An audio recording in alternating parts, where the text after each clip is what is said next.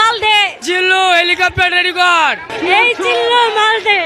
শাকিব খান দেখাই দিল যে বস কাকে বলে। আবার যেমন ছবি তামিল ছবি ফেল, তেলুগু ছবি ফেল। বরবাদ। একটা ডায়লগ বলেন তো, এই জিল্লু হেলিকপ্টার রেডি কর। বরবাদ সিনেমা আমার জীবনে এই মানে প্রথমে একটা সিনেমা যেটা অ্যাকশন খুবই ভালো লেগেছে। আমার মনে হয় যে 100 কোটি টাকা আয় করবে, এতে কোনো সন্দেহ নাই। মজিল্লু মাল দে। পরে ডায়লগ লাস্টে যে ডায়লগ হলো যখন নায়িকারে কোলে লয় তখন ডায়লগ হলো জিল্লু হেলিকপ্টার রেডি কর। আই ভাই সিনেমা এটা কইতে হইব, এটা বুঝে নিতে হইব। আমাকে ভাব মরতে চেহারা বোঝেন না। দু এক সময় মারতে মন চাইছে, দু এক সময় আবার কানতে মন চাইছে। আবার যেমন ছবি তামিল ছবি ফেল, তেলুগু ছবি ফেল।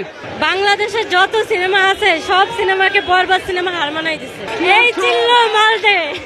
এই সিনেমার মতো সিনেমা বাংলাদেশে আর একটাও আসে নাই। মুভিটা দেখে মনে হয় না যে বাংলাদেশের মুভি, শুধু ভাষাটা বাংলা আর বাকি সবকিছু আন্তর্জাতিক মানের। সেরা সেরা সেরা অস্থির আগুন। ভাই এটা যদি বাংলা ছবি না বলি তাহলে আমার বাংলাদেশের অপমাননা করা হবে। শাকিব খান দেখাই দিল যে বস কাকে বলে। শাহরুখ খান, সালমান খান তাদের কাছাকাছি আছে আমাদের বস।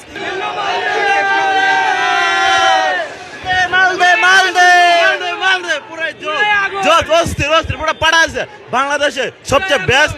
এই প্রথম একটা বেস্ট মুভি দেখলাম বাংলাদেশে। জাস্ট অসাধারণ, কিছু বলার মতো নাই। ভাবছিলাম প্রথমে তুফানের পরে কোনোটাই আসবে না, এখন দেখতেছি বরবাদের পরে মনে হয় না তুফানও উপরে উঠতে পারবে। আমার অনেক ভালো লাগছে, আমার জানার মতো এটাই বেস্ট। অনেক ভালো একটা ছবি, মানে মারাত্মক অন্য টেস্টের একটা ছবি। জিল্লু মালদে।